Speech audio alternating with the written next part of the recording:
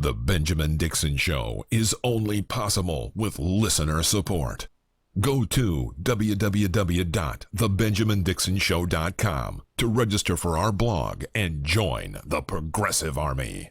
And now, ladies and gentlemen, You're now about to witness the truth. It's the Benjamin Dixon Show.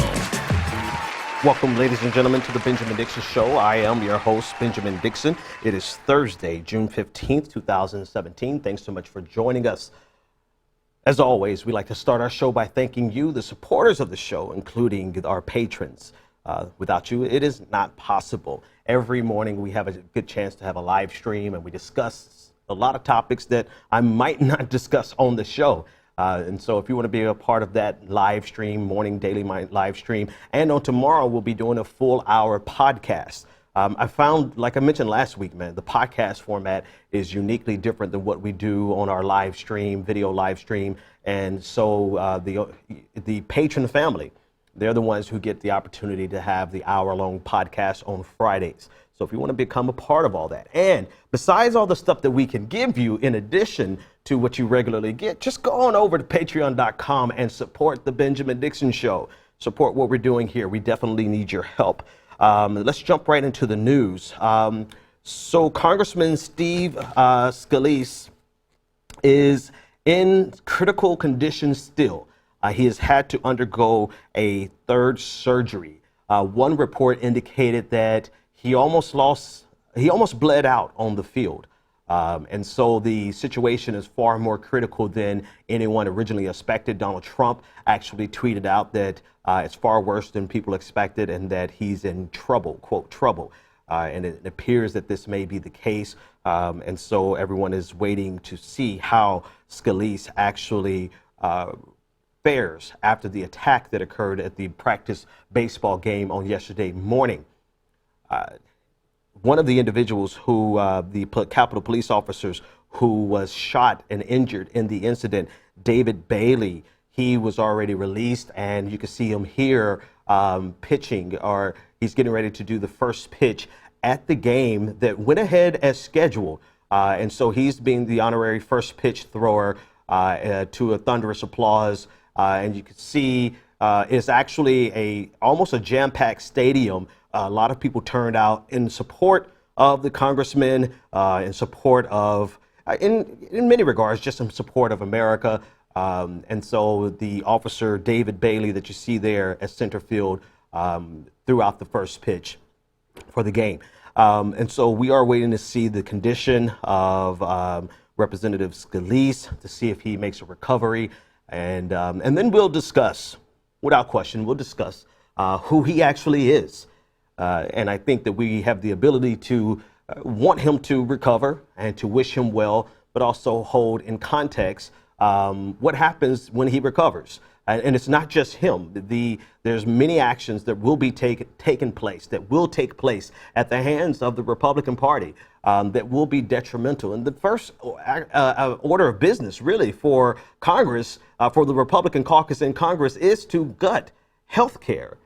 And the irony, the sad irony, is that Scalise is getting the best care he can possibly hope to get at the hands of some of the best doctors in the world without fear of losing his house or his home, going bankrupt because of all of the medical expenses that he would incur having to go through a surgery like this, or go through 3 surgeries like he's gone through without health care, without insurance. And the reality of it is that we're getting ready to move into a phase where the Senate is going to vote on a bill that will increase the number of people without access to insurance or without insurance by 24 million Americans. And this is something that Scalise has supported dramatically. Now, also, 2 of the officers, and you have to ask yourself the question, when is the appropriate time to mention who this man really is? He has self-identified as the David Duke without the baggage. David Duke, who was once the Grand Imperial Wizard Dragon, whatever they call themselves, of the Ku Klux Klan. And he considers, Scalise announced to the world that he believes that he's the David Duke without the baggage. The irony of him being saved, and rightfully so, The two duty-bound officers who carried out their duties with honor and heroically were two African-American officers. One who was an LGBTQ officer. And the irony of it is that Scalise has voted many times on issues that were detrimental to both African Americans and the LGBTQ community. So the irony there, the sad and twisted irony, can't go unstated. But nevertheless, we still wish him well and hope that he comes through this third surgery and this entire recovery successfully, so that when he does return, he will return. We'll leave it at that. 857-600-0518 if you want to weigh in on the conversation. If you want to chime in, you can leave a voicemail or you can leave a comment in the comments section on Facebook, YouTube, and or Twitter to weigh in. There's a lot of other things happening in the news, and we're just going to run them down. Feel free to comment and chime in on any of them. I want to jump to some stories that are not as important, but things that I want to discuss. Bill Cosby. Jurors in the Bill Cosby trial are deadlocked. They can't come up with a verdict. So jurors on Thursday said that they are deadlocked and they cannot come to a unanimous consensus of any of the 3 counts of aggravated indecent assault for which he is accused. This is according to CNN. Judge Stephen O'Neill asked the jury which began deliberating on this week, 3 days. And in that process of deliberation, they asked to hear testimony again. The judge asked them to go back and to deliberate even more. They asked for transcripts. They were trying to get everything they could to find, to come to a consensus, and yet and still they were not able to do so. The judge said to the jury, quote, "If you are still deadlocked, you should report that to me. If you reach a unanimous decision on some charges, please report that back to me." The jury deliberated for a total of 31 hours, all in all. It is made up of 4 white men, 4 white women, 6 white men, and 1 black woman and 1 black man.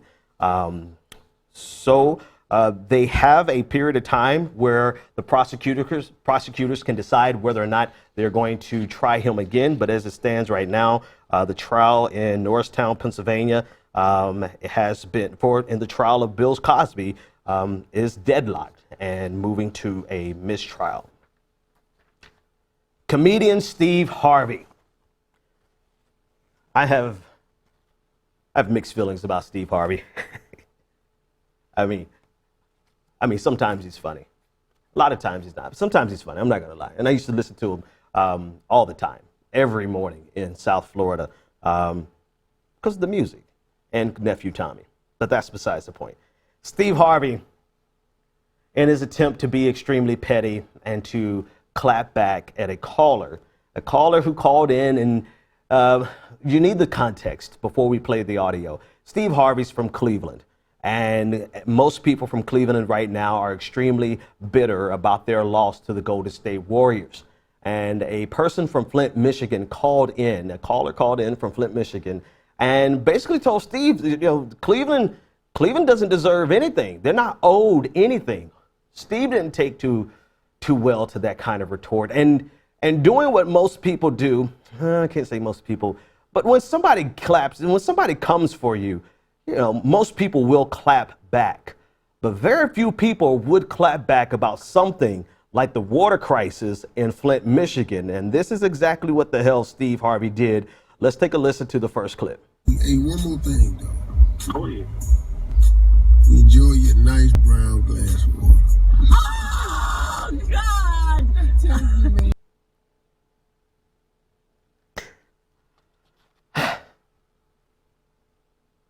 So I don't know if you can hear it clearly because there was a lot of bass in the background.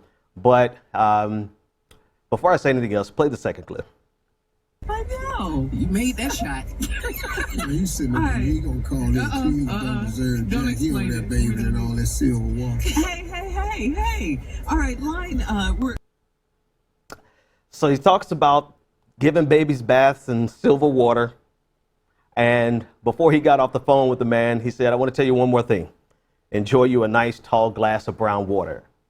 I'm struggling with this story because it's the level of pettiness that triggers a response in me. But Steve Harvey's in trouble for this. And, it is what it is. You can enjoy this type of comedy. Clearly, you see the expression on my face. You can enjoy it. You can hate it. But the reality of it is that we just kind of live in that age where if the public does not like what you say, they have a right to speak out about it. And the public has sounded off quite vociferously.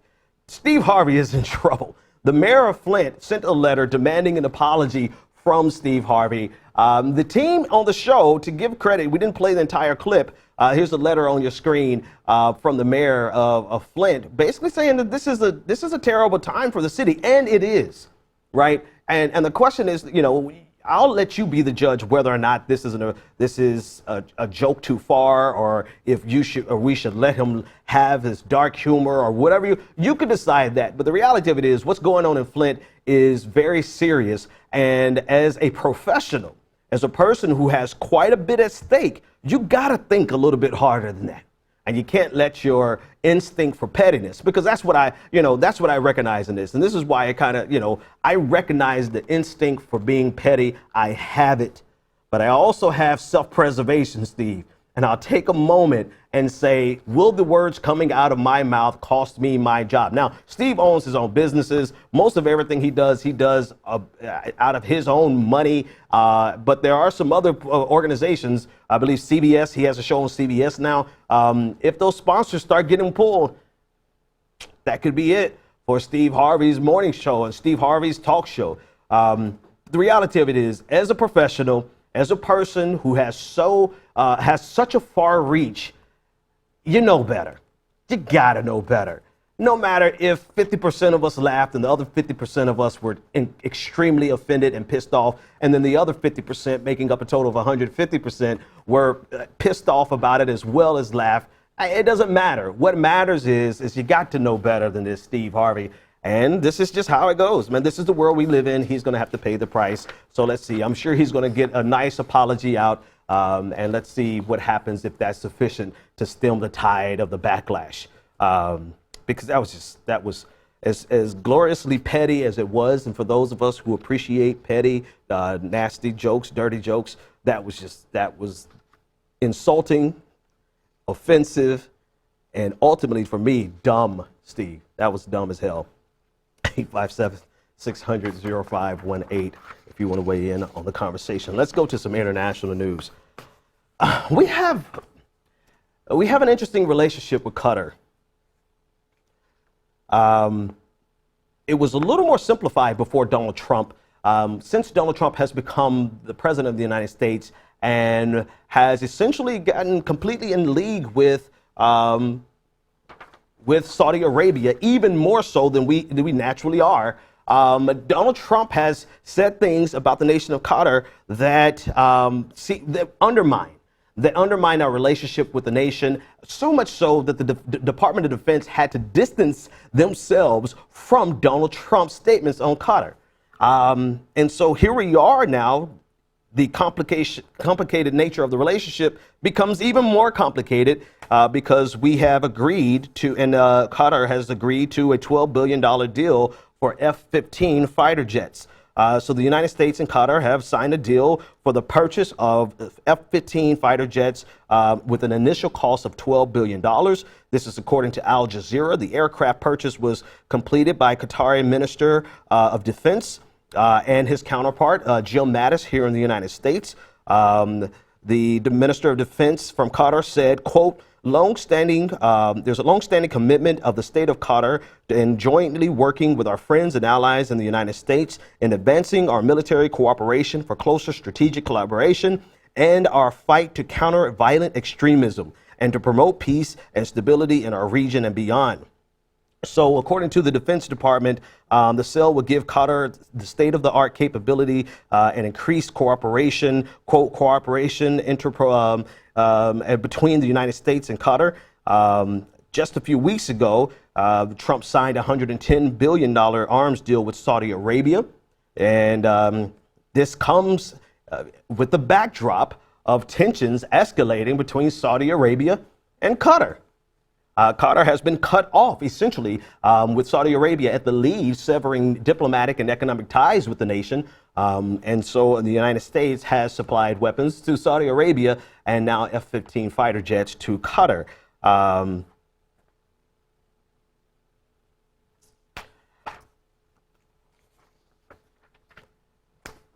Moving on. There's a lot to say about that. There's almost too much to say about that. But we're going to let it play out. We're going to let it play out and see where it goes. But clearly the United States is supplying weapons to two nations that have escalating tensions. And it won't be the first time the United States has done something like this, but within 2 weeks of the other sale, and so publicly, with the president siding with one nation and the Department of Defense distancing themselves from the president in order to try to assuage the tensions, the escalating tensions. This is a recipe for disaster. And hopefully I'll be wrong. This is one that I definitely hope that I'm wrong on. One other story, international story, actually two international stories. Otto Warmbier is a teen who was arrested. He was arrested in North Korea. He was visiting the country on a 5-day trip. And while he was there, he attempted to remove one of the nation's propaganda posters because he wanted to bring it home. He was caught, he was tried and sentenced for hostile acts against the state. And he was sentenced to 15 years of hard labor. So this all occurred over the last year and a half. This week, the U.S. State Department was able to secure his release. Upon his release, we realized that he had extensive loss of brain tissue, but no obvious signs of trauma. He's essentially in a coma and not responsive. He was medically evacuated from the country after his release. And the fact that he's now currently in a coma, extensive brain damage, unresponsive, this is the condition that we found him in. The doctors say they don't know and they cannot tell what caused the brain damage. Daniel Katner, the medical director of neuroscience and intensive care of the University of Chicago Medical Center, said that, quote, the pattern of brain injury they see on his MRI appeared to be caused by a lack of blood flow to the brain.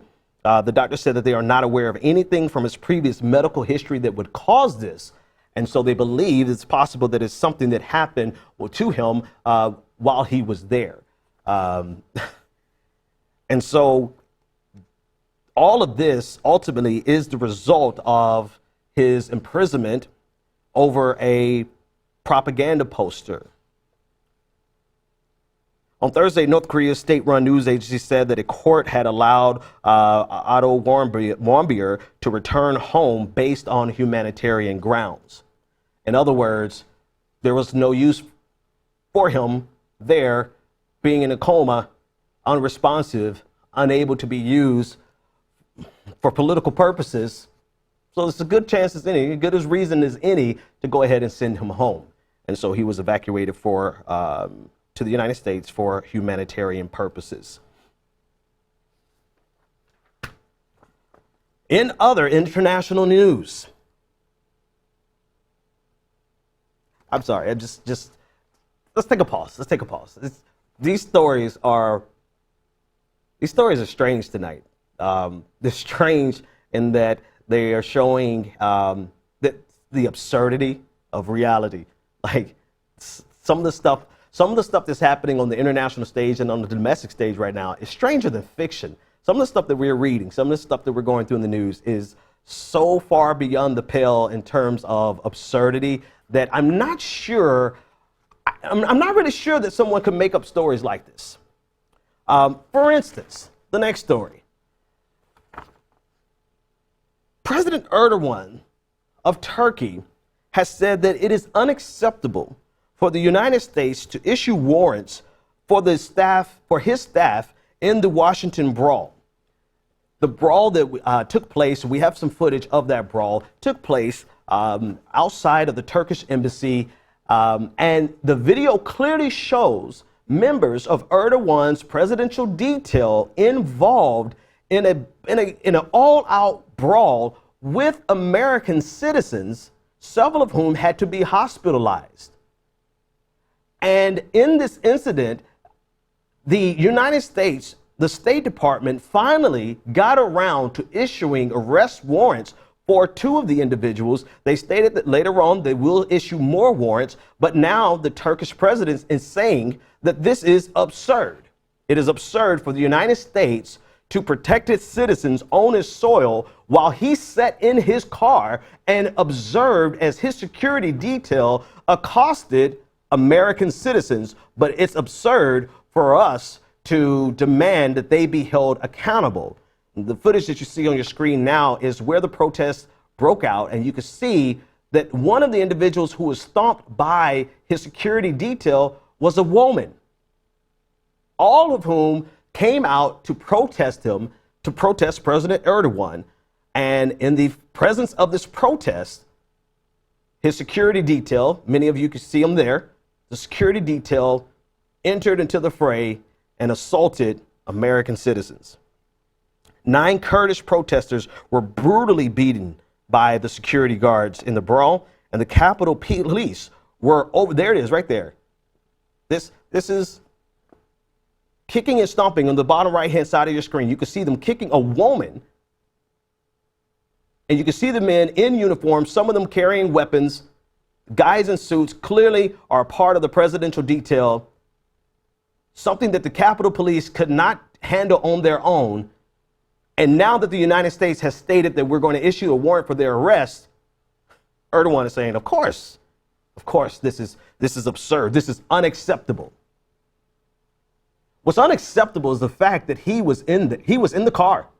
And from all indications, it looks as though he could, if he did not expressly order his security detail to participate in this melee, he was present and witnessed it and did not stop them from participating in this melee.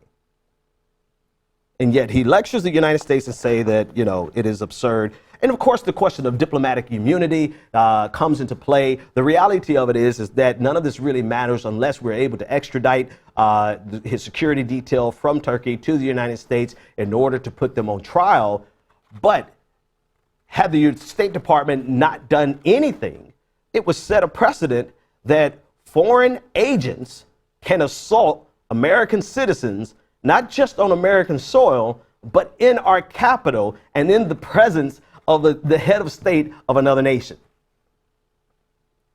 The Turkish embassy has said that the brawl that took place on May 16th, that the protesters were affiliated with the PKK and had provoked Turkish American citizens who peacefully assembled to greet the president. In other words, they blame everything on the Kurdish protesters, and then they pass the buck of the responsibility to the Turkish protesters that were there to support Erdogan. But the video clearly shows that there were members of Erdogan's presidential detail in the fray, kicking and assaulting American citizens. But yet Erdogan says that this is unacceptable for the United States to want to hold them accountable. Again, so much of the news that is happening right now around the world and in the United States is stranger than fiction. 857-600-0518. We want some your questions, your comments. Leave us a voicemail. And we have a question. Let's see what this question is about from one of our viewers. Let's pull it up on the screen. From YouTube. Has Ben ever addressed Loretta Lynch's involvement with Hillary Clinton? Ben is selective with his information. It's always Democrats versus Republican instead of facts, even if Republicans are correct sometimes. INTJ83. I wish our lines were open. I wish we could do a live call on this, but our phone lines, we can only take voicemails. So the incident with Loretta Lynch took place at the end of the primary, July, if I'm not mistaken, around July. Go see my backlog. There's the videos. I cover the news. I cover the news. And no matter what the news says, that's what I cover. It doesn't matter who it benefits or who it hurts. What you want, INTJ, is you want me to spin a particular narrative that satisfies your need for confirmation bias.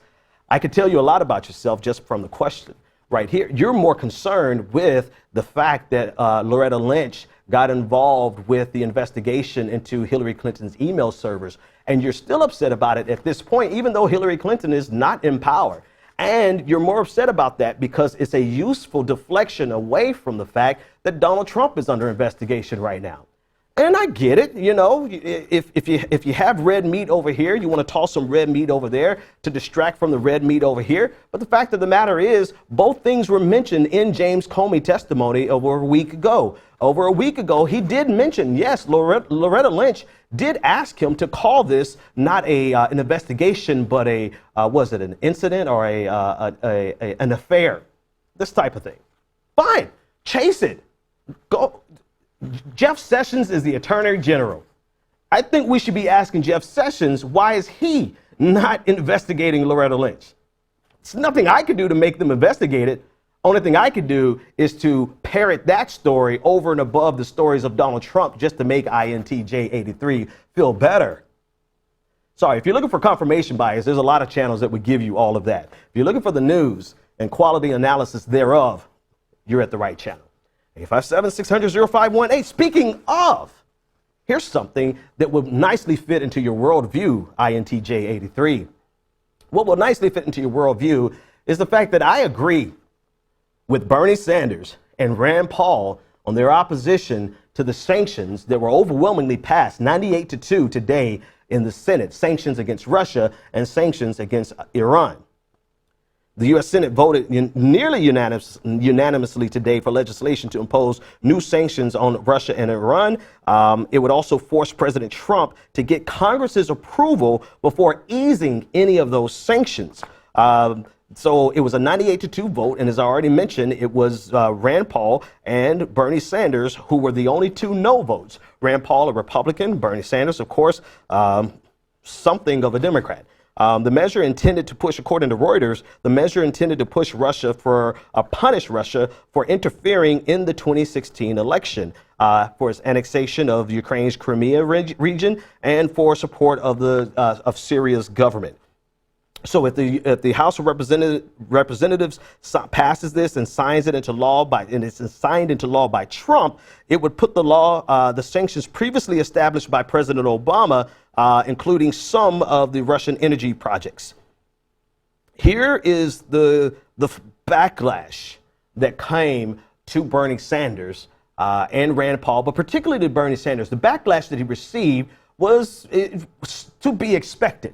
The backlash that he received was, now we know that Bernie Sanders is a Russian stooge because he voted against sanctions, on Russia. And somehow this underscores in the minds of people who have fully committed themselves to the Russia narrative, this underscores or solves the problem for them. It's almost like this makes sense to them now, and they can understand the world better because it's clear that Bernie Sanders was there all along simply as a tool of the Russian government. This is legitimately things that are being parroted by people who believe this narrative. Here's what Bernie Sanders said about it. Bernie Sanders slammed it, and he said that this legislation, if signed, these sanctions ultimately would undermine the Iranian nuclear deal. And so it's not that he's opposed to sanctioning Russia. He's opposed to the fact that these sanctions have been combined with additional sanctions on Iran, and that those sanctions on Iran stand a chance of undermining the nuclear deal. Then it makes absolutely no sense for us to destabilize a highly volatile situation in the Middle East in exchange for punishing Russia. And that makes absolute sense to me. If we have gone through the process of stopping Iran, getting them to agree to halt their nuclear program, which was one of the most destabilizing forces in the region, or the possibility in the region. If we were able to negotiate a deal to have them halt their program, why would we now go back and undermine it simply for the sake of punishing not only Iran, but punishing Russia?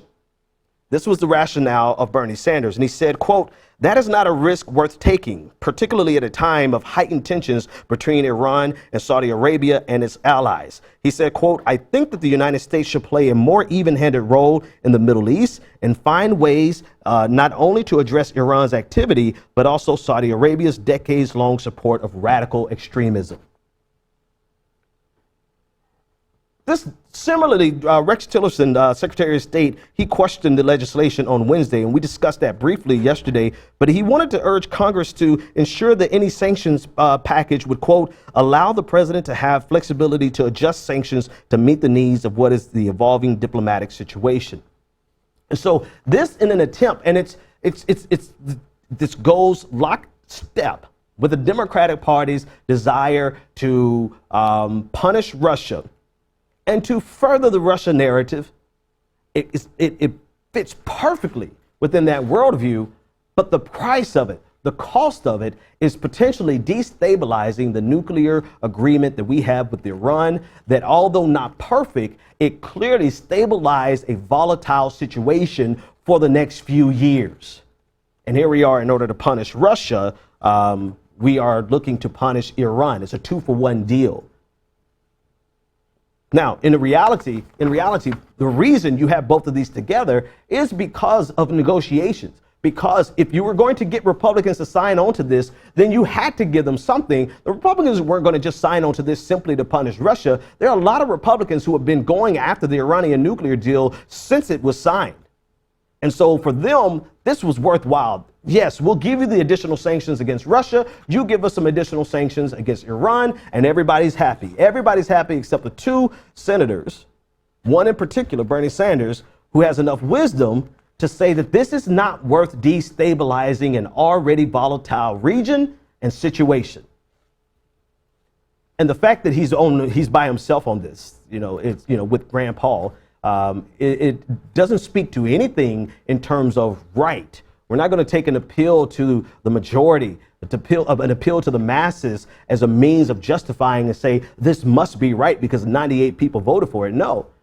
If I'm Bernie Sanders, there was one, and it escapes me, the one congresswoman who voted against the Iraq war, and Bernie Sanders had enough foresight to see what was going to happen.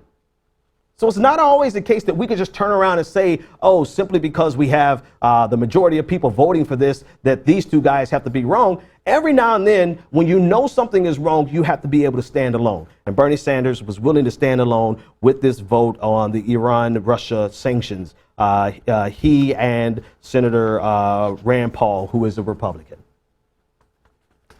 Leave more of your comments and your questions in the comment section. 857-600-0518 if you want to weigh in on the discussion. We had a couple of voicemails that came at the end of the show last night, and we want to get to those at some point in tonight's show. But we also want to leave room for any additional voicemails that may come in. Let's take a listen to that first voicemail. Hey Ben, this is Nick from Oregon. Hey, I just realized, I'm just watching your show just live right now, and I noticed that you kind of took a second, and I'm sorry if this screws up an edit you had, but it looks like you kind of walked back from saying that this was the shooting and such was terrorism.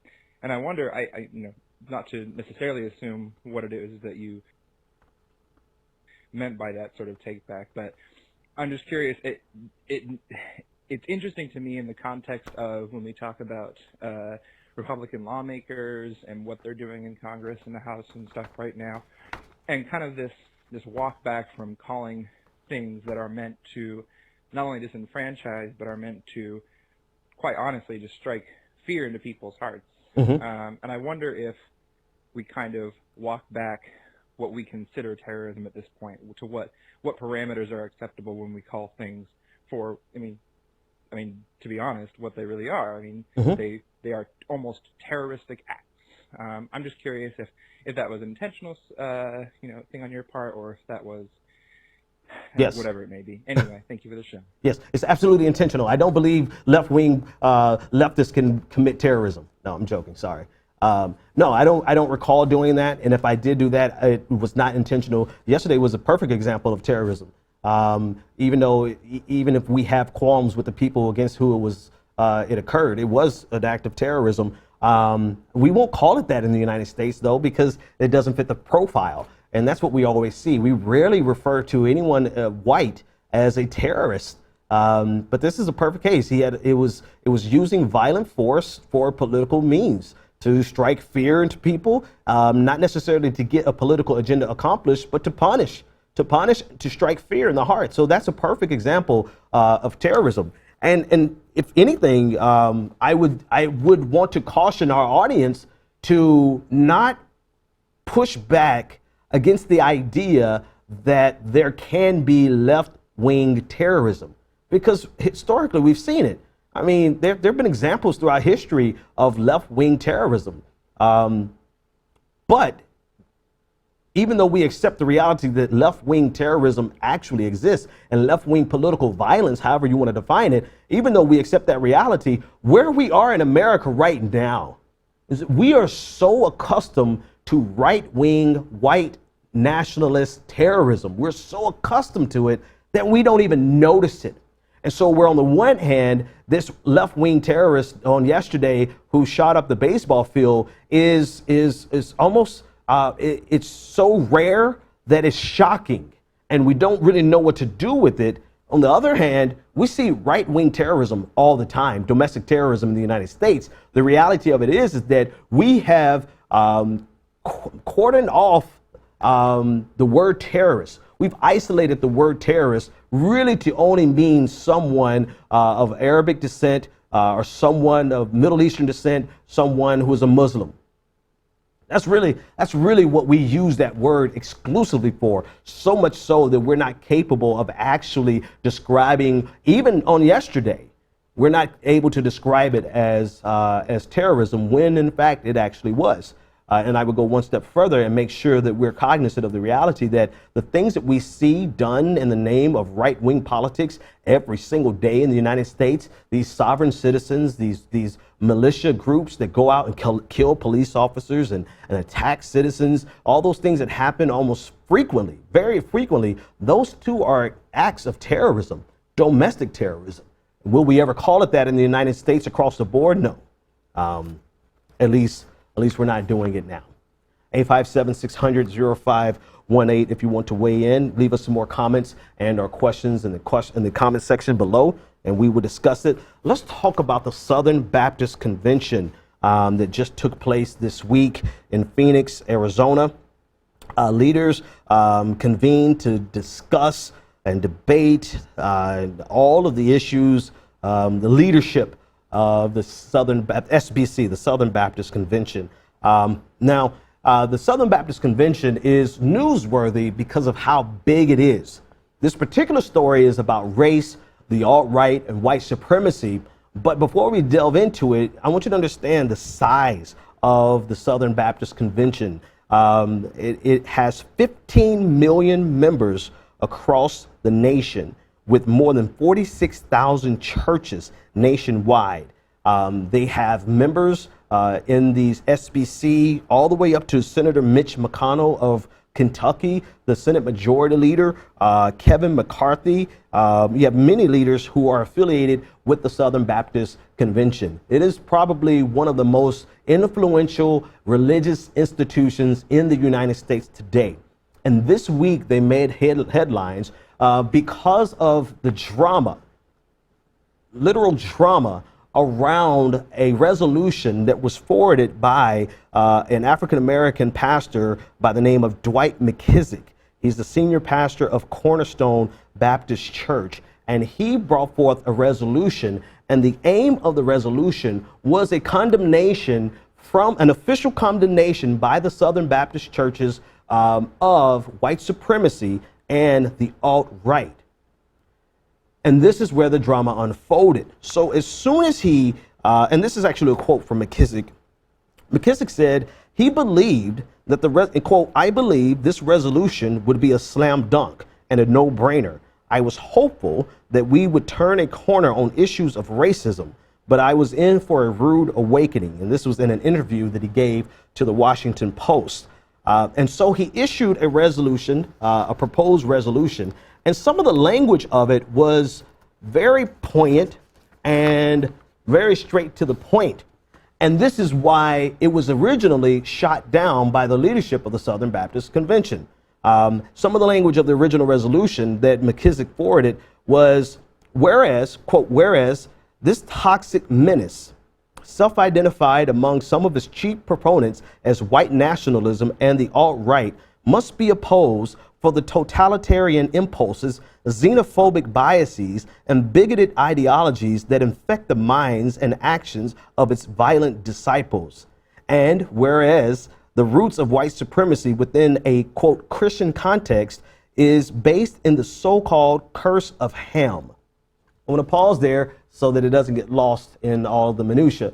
So part of the deeply rooted racism that exists in the Christian church, besides all of the issues related to slavery, is this idea that black people came about as a result of the curse of Ham.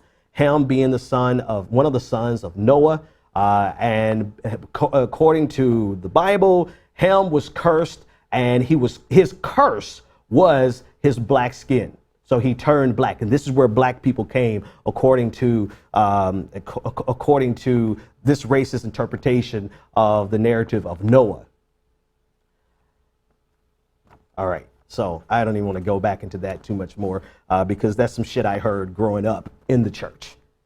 But anyway, I digress. So he said, be it resolved that the Southern Baptist Convention meeting in Phoenix, Arizona, denounces every form of nationalism that violates the biblical teachings with respect to race, justice, order, liberty, and be it further resolved that we reject the retrograde ideologies, xenophobic biases, and racial bigotries of the so-called alt-right that seek to subvert our government, destabilize society, and infect our political system. And be it finally resolved that we earnestly pray both for those who lead and advocate, et cetera, et cetera, et cetera.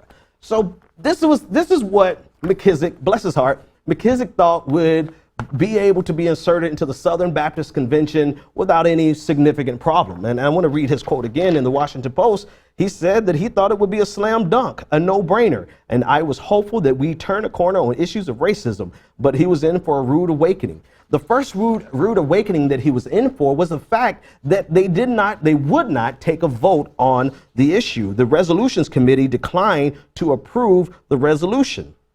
And then the chairman of that committee, whose name is Barrett Duke, said that the reason for the rejection was that the resolution contained some, quote, significantly inflammatory language that we felt was over the bar.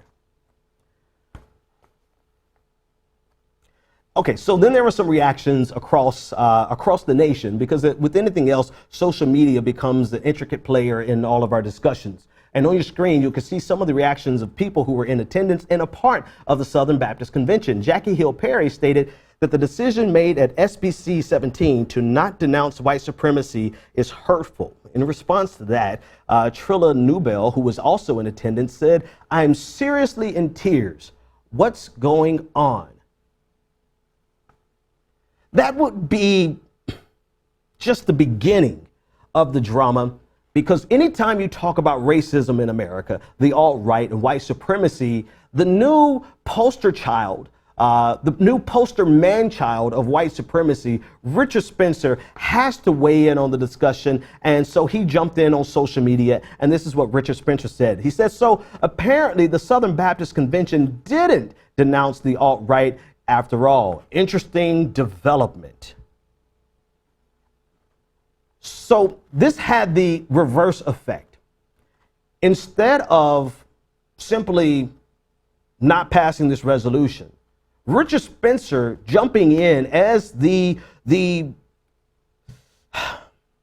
distorted face of the alt-right really drove the members and the leaders of the Southern Baptist Convention to say, okay, you know what? We do need to do something about this, because if we don't, we will forever be affiliated with this Richard Spencer because we're not able or capable of denouncing this. And so since we're not able to denounce this, and Richard Spencer is co-signing the fact that we're not able to denounce this, now we're going to be forever sullied with his reputation. And so this is a final tweet that came up in this issue from Russell Moore. He said the so-called alt-right white supremacist ideologies are antichrist and satanic to the core. We should say so. And this started the momentum. According to a piece in The Atlantic, this started the momentum to get the leaders who previously rejected this resolution from Pastor Dwight McKissick.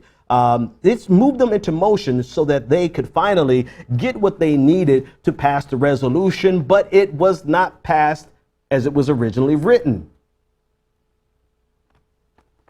The toxic language, or the language that they described as significantly inflammatory language, was removed. It was removed by them gathering together a committee of 10 people and creating a new resolution. And this new resolution was created by 9 white people and 1 African American. But it was a resolution, and it was a resolution that ultimately McKissick actually agreed with. And in the final resolution, or the revised resolution, they took out all of the language calling racism and white nationalism and the alt-right a toxic menace. And instead they said, whereas, quote, whereas racism and white supremacy are sadly not extinct, but present all over the world in various white supremacist movements, sometimes known as white nationalists or the alt-right. And therefore now be it resolved that the messengers of the Southern Baptist Convention meeting in Phoenix, Arizona between June 13th and June 14th decry every form of racism, including the alt-right, white supremacy, as antithetical to the gospel of Jesus Christ. And be it further resolved that we denounce and repudiate white supremacy and every form of racial and ethnic hatred as the devil. And be it further resolved that, et cetera, et cetera, et cetera, et cetera. So, you know, I guess if you're not going... I guess it's an improvement. I guess that's what I can say. I mean, it's not nothing.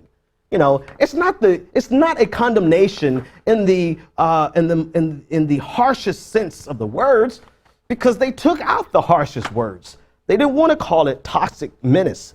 They didn't want to call it totalitarian impulses, xenophobic biases, and bigoted ideologies that infect the minds and actions of its violent disciples. They didn't want to call it that, because the reality of it is if you go online and you click on the profiles of many members of the alt-right, and you click on the profiles of people who say the worst things, the most racist things online, in their bio, believer in Christ. In their bio, it's going to be something about a scripture. In their bio, it's going to be, if you want to see a racist starter kit, it's going to be some scripture and some reference to Christ, and then followed by a Pepe frog. And so they could not embrace language that would say to their members, many of whom probably identify with the alt-right, if not directly, indirectly through their politics. They couldn't say this to their members and say that you know, if you're part of the alt-right or if you believe in white nationalism, then you are opposed, that you are suffering from totalitarian impulses and xenophobic biases. I mean, who's really going to tell their members that they're an asshole? That's essentially what it comes down to. And so, you know, whereas, and I'm speaking in resolution speak, whereas this is not nothing, and whereas this is an improvement for the Southern Baptist Convention, whereas it's ultimately a condemnation, you know, not in the harshest sense, but it is a condemnation of the alt-right, be it resolved that we'll leave you alone. We'll let it slide. And I'm sure we'll be talking about this later because it is the structure of the Southern Baptist Convention is not one where it's run from the top down. These are really just recommendations for the individual churches that operate autonomously. They have the right to do whatever they want to do. And so whether or not they're going to incorporate this condemnation into their personal bylaws there at their local church, it remains to be seen.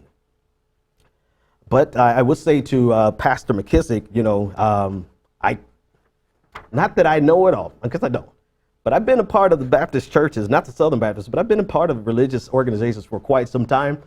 And I could have told you it would not have been a slam dunk. And, you know, you got to take your wins where you can get it. Last thing I'll say about this, because I got one more story to cover. Last thing I'll say about this is the perfect example of the problem that exists in the Christian church with regards to racism comes in the form of two of my favorite artists, gospel artists, Kirk Franklin and Lecrae. Lecrae is a gospel rapper, a rapper who's a Christian, and Kirk Franklin is Kirk Franklin. I don't know if you don't know him, I don't know how to describe him to you. But whenever an incident happens across the nation, a black teen is shot with his hands up by a police officer. A black teen is shot in his car by a vigilante. A black teen is shot by a vigilante coming home. Anything in regards to Black Lives Matter. Artists like Kirk Franklin and Lecrae, who make quite a bit of money from Southern Baptist church members, make a lot of money from evangelicals, because the evangelicals that like to consume it, they eat it up. They are pigeonholed by their audience, and they constantly suffer the backlash from their white listeners and their white fans whenever they speak out in favor of Black Lives Matter or issues regarding race. You can see this in every single post. I challenge you, if you feel up to it and you feel like weeding through the xenophobic biases and totalitarian impulses, if you feel like wading through that mud, go to their Facebook timelines, go to Lecrae's timeline on Facebook and read any of his posts with regard to Black Lives Matter and racism, and see the instantaneous backlash that he receives from his white listeners and white fans. Same for Kirk Franklin. There's a deeply rooted problem that goes way beyond these resolutions that the Southern Baptist Church is trying to put out. I get the Southern Baptist Church is trying to do the right thing, and we're not going to slam them for doing something. It's better than nothing. We're not going to slam them for that. But the reality of it is that this has to trickle down all the way down to the individual members who hold these deeply rooted totalitarian impulses, xenophobic biases, and bigoted ideologies that infected their minds and actions with their violent disciples. And until that happens, this resolution is no stronger than the paper that it's written on. All right, last but not least, just a little open commentary. Can we have a conversation real quick? I want to have a conversation about identity politics and my white friends, particularly my white bros, my white comrades, male comrades. So during the primaries, it was me and a couple of other people, a small group of us, who identified the game that was being played on the Democratic Party, people on the left, the identity politics game. I identified it in this YouTube social media space. The person who identified it probably best and first would be Professor Adolph Reed Jr., and we collaborated and talked about it several times, but it's the weaponization of identity politics. And what we mean by the weaponization of identity politics is using the identity of someone as a buffer to protect them from their horrible politics. The perfect example would be Cory Booker. Any criticism of a corporate Democrat like Cory Booker, who's so corporate that he's willing to betray his own party to defend Bain Capital and to defend Mitt Romney back in 2012, and even now would do things to defend corporate interests at the behest of his own party. But any criticism of him about that from a white person or from a non-black person was instantly met with cries of racism. Likewise, women, you see, anytime a man made any type of argument against Hillary Clinton, we were instantly labeled as a sexist. If it was a black woman, you'd be labeled a racist and a sexist. And it was a perfect tool to silence the debate that was burgeoning inside of the left wing of American politics. That includes some neoliberal Democrats and progressives and socialists and communists, so on and so forth.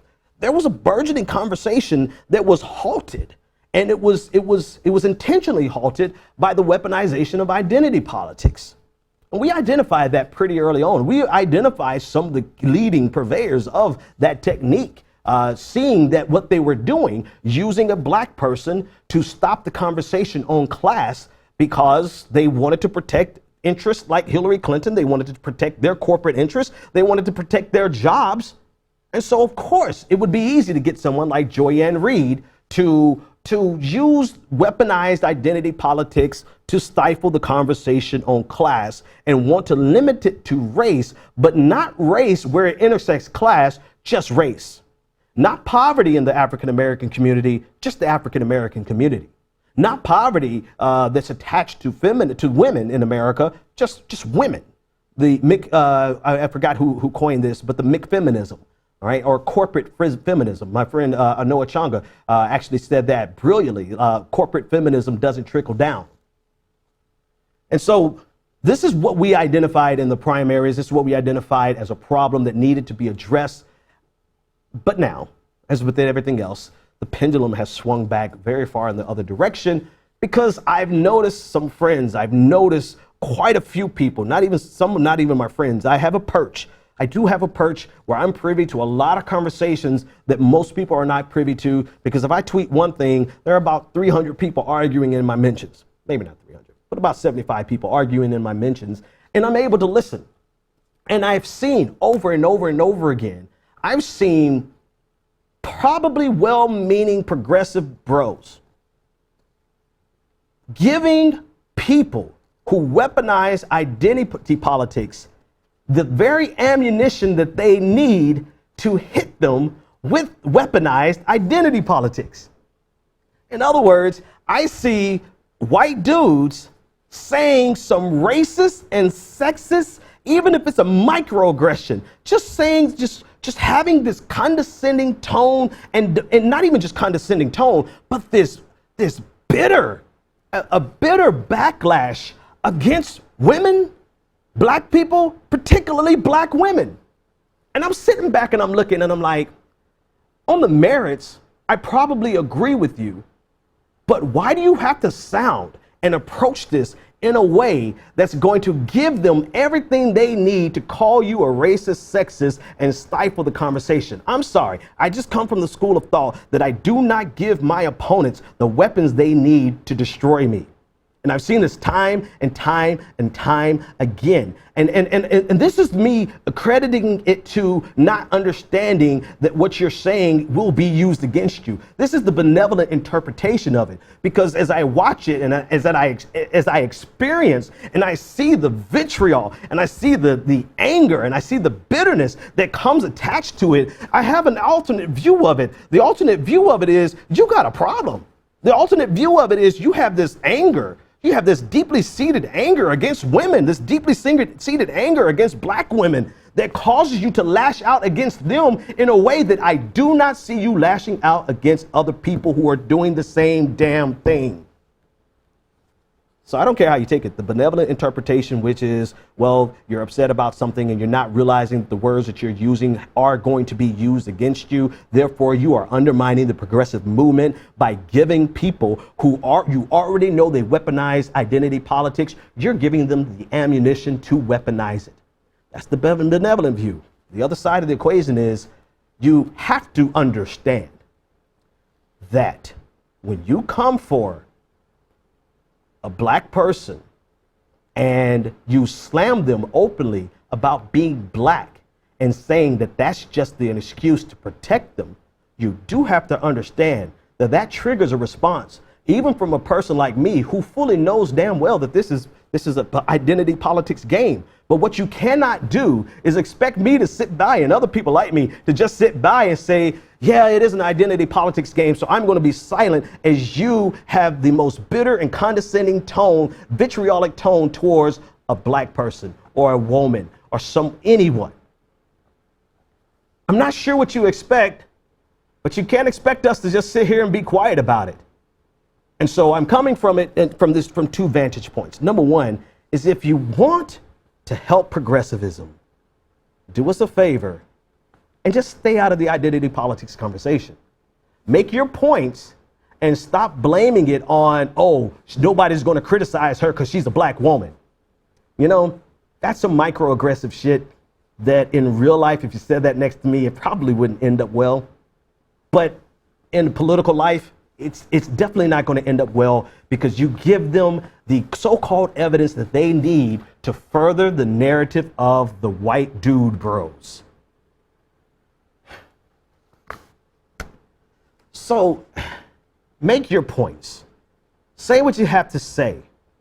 But realize every time you journey over into, oh, nobody's going to listen to us because we're white and we can't say nothing about black people because they black.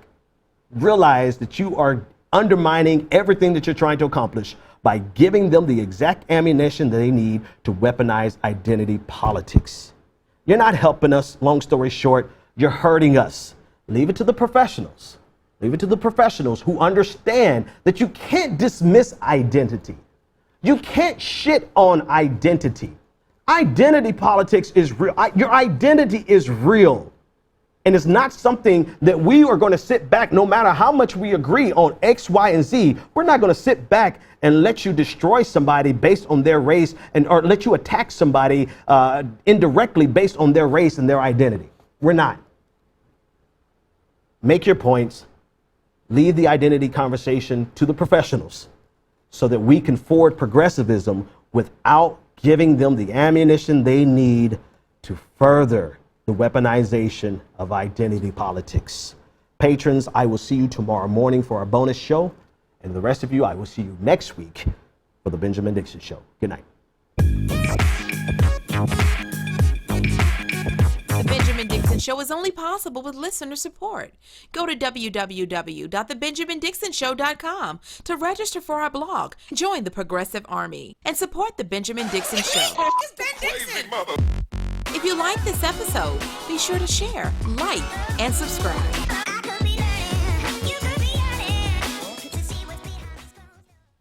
Consider becoming a Patreon. Go to www.patreon.com/The BPD Show and support The Benjamin Dixon Show.